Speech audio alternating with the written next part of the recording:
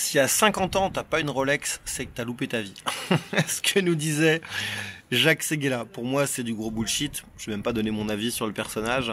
Par contre, il y a un truc qui est important à retenir là-dedans. Et moi, je dis souvent, depuis que j'ai 35 ans, genre je me considère vieux. Alors que souvent, on me dit, non mais ça va, t'as 35 ans, t'es jeune. Ouais, peu importe. Peu importe que vous ayez 20 ans, 35 ans ou 50 ans, en fait, moi, je pense qu'en fait, le principal pour avancer dans la vie, c'est de se fixer des objectifs. Mais justement pas comme ça. Moi, à 36 ans, je me fixe pas un objectif à 50 ans. Il y a tellement d'aléas dans la vie, il y a des opportunités à saisir. Peut-être qu'aujourd'hui, on a un truc en tête, puis demain, on va avoir une opportunité. On va dire, ouais, c'est génial, j'y vais. Donc, du coup, je lâche peut-être un peu un autre truc. Et je voulais vraiment avoir votre avis sur justement le fait de saisir des opportunités. Alors, je parle pas du fait de sauter sur tout ce qui bouge, de méthodes miracles, etc. machin. Toujours bien entendu, s'assurer d'avoir des sources de revenus mensuels qui nous permettent, mais justement voilà, qui nous permettent d'assurer notre train de vie et par contre de pouvoir de temps en temps se mettre dans d'autres choses. Moi j'ai manqué des opportunités dans ma vie parce que je me disais j'ai pas le temps, j'ai pas l'argent, j'ai pas l'énergie, j'ai déjà d'autres choses à faire. Et souvent on se rend compte qu'en fait on a une idée, la puissance d'une idée c'est tellement puissant. Moi j'adore le film Inception pour ça avec Leonardo DiCaprio. En fait, à un moment de notre vie, il y a une idée qui se passe. On a un déclic. Et il y a un truc qui se passe au cerveau. On se dit, c'est comme ça, c'est pas autrement. L'idée mûrit, je peux faire que ça. Je connais plein d'entrepreneurs qui sont partis là-dedans il y a 10 ans. Ils se sont dit, ok, c'est comme ça et pas autrement. Je la vois 10 ans après et rien n'a changé. C'est-à-dire qu'ils ne gagnent pas plus, ils ne prennent jamais de vacances, ils ont beaucoup de regrets, etc. Donc je voulais vraiment votre avis sur les opportunités et je vous donne mon avis sur les opportunités.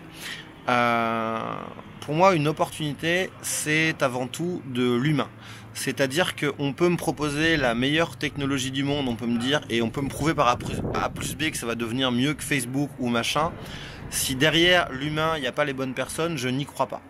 Donc pour ça, ça passe par beaucoup de choses et ça passe surtout par bouger et faire pas mal d'événements, etc. machin. Je vous dis pas de faire des masterminds à 20 000 € par an. Personnellement, je n'en fais pas.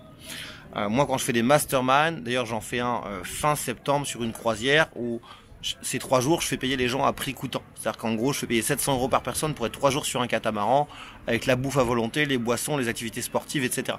Parce que je veux juste être dans l'échange. Mais tous les gens qui vont venir, il peut y avoir des opportunités de malades qui vont se créer, c'est-à-dire qu'on peut monter des partenariats de fous, on va peut-être décider de monter des business en commun, ou juste peut-être d'échanger sur des choses qui vont faire que moi ou certaines personnes qui vont être là, chacun d'entre nous va avoir un déclic. Et en fait, je pense qu'il y a beaucoup de gens, malheureusement, qui ont la tête dans le guidon tout le temps, peu importe qu'on soit salarié ou entrepreneur, et justement qui se ferment aux opportunités.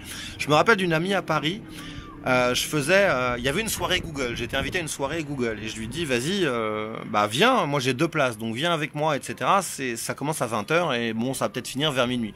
Elle me dit, oui, mais moi j'ai un enfant, je peux pas et tout, faut que je rentre, je m'occupe de mon enfant et tout. Je dis, attends, c'est une fois par semaine, t'as pas prendre une babysitter ou autre. Elle me dit, non, babysitter, j'ai pas les moyens. Je sais pas, je trouve une amie. Enfin, ça c'est des fausses excuses, Non, je sais qu'il y a des gens qui ont vraiment pas le choix.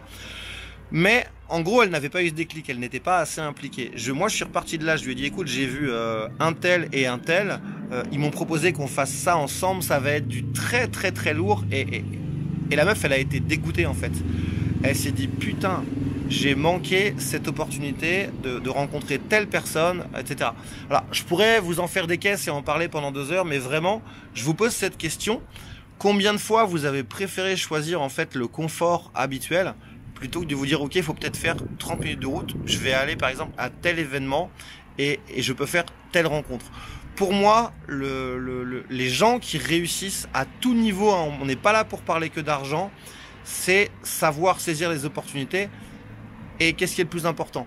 Faire la même soirée que vous faites toute la semaine, tous les jours, ou se dire, ok, il y a peut-être un peu de frais, je vais prendre 30 minutes, mais je sais que je vais rencontrer des gens géniaux et il suffit d'une rencontre qui peut changer ma vie. Je vous invite à méditer là-dessus, j'aimerais beaucoup avoir votre avis en commentaire. Et moi sur ce, je vous dis à très vite pour une prochaine vidéo. Ciao!